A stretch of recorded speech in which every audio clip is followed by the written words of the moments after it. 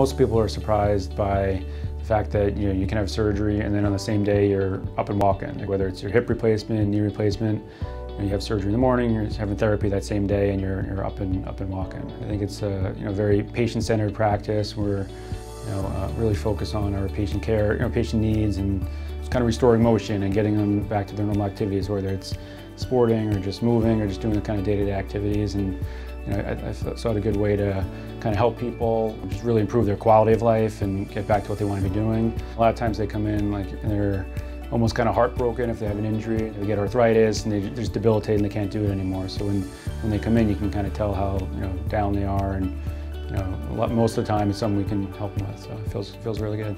A lot of us within COS have a lot of local ties to the community, whether we grew up in the area or went to school here or have a lot of family. When I came back and joined the group here, it felt like, in a way, kind of like coming home.